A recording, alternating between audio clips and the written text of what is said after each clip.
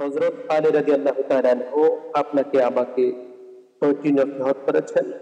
আমরা যদি ওই ৬টি নসিহতের আমল করি, অবশ্যই আল্লাহ পাক রব্বুল আলামিন দুনিয়াতে আপনার জন্য মঙ্গল রেখেছেন, আখিরাতেও আপনার জন্য আমার জন্য আমার আল্লাহ মঙ্গল রেখেছেন। সেই ৬টি নসিহত আমি আপনাদের সম্মুখে তুলে ধরতেছি। আশা করি আমরা সকলেই এই ৬টি নসিহতের উপর আমল করব।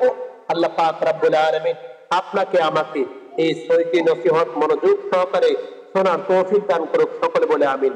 হযরত আলী রাদিয়াল্লাহু তাআলা আনহু, যিনি হচ্ছেন অলিকুলের সম্রাট, হযরত আলী রাদিয়াল্লাহু তাআলা আনহুর মাধ্যমে আমার আল্লাহ পাক রব্বুল আলামিন বেলায়েতের দরজা চালু করেছেন। হযরত আলী রাদিয়াল্লাহু তাআলা আনহু বলেন, তোমাদের জন্য প্রথম নসিহত, তোমার গোপন বিষয় তুমি এবং তোমার প্রভু দুইজনের মধ্যে রাখবা। তৃতীয় মানুষ যেন তোমার গোপন বিষয়টা জানতে না পারে। আল্লাহু আকবার। ২ নম্বর নসিহত হলো, দুনিয়াতে দুজন মানুষকে তুমি খুশিতে রাখার চেষ্টা করবা।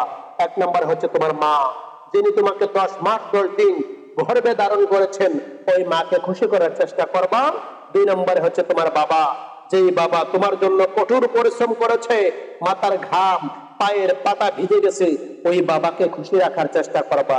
৩ নম্বর, কঠিন সময়ে কঠিন মুসিবতের সময় দুটি জিনিসের মাধ্যমে আল্লাহর কাছে সাহায্য চাইবা। ১ নম্বর হচ্ছে ধৈর্য, ২ নম্বর হচ্ছে নামাজ। ১ নম্বরে ধৈর্য, ২ নম্বরে নামাজ। এই দুটি জিনিসের মাধ্যমে আল্লাহর কাছে সাহায্য চাইবা।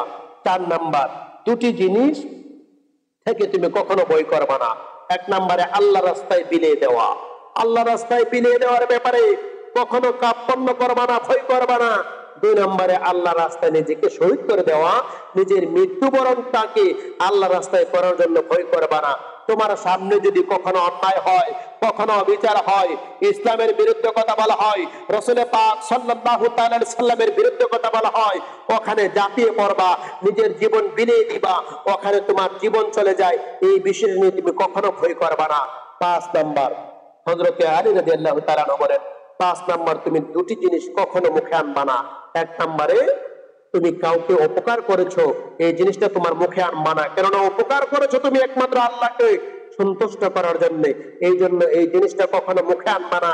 ২ নম্বরে, কারো প্রতি কোন ব্যক্তি তোমার প্রতি অন্যায় করেছে, অবিচার করেছে, জুলুম করেছে, ওই জিনিসটা তুমি তোমার মুখে আনবা না, কেননা তোমার প্রতি যে ব্যক্তি জুলুম করেছে, ওই জুলুমের খবরটা আমার আল্লাহর কাছে আছে।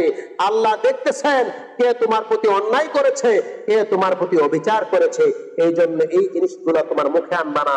৬ নাম্বার যে জিনিস, তাহলে দুটি জিনিস তুমি কখনো বলবা না। ১ নাম্বার, আল্লাহকে কখনো বলা যাবে না। ২ নাম্বার, আখিরাতকে কখনো বলা যাবে না।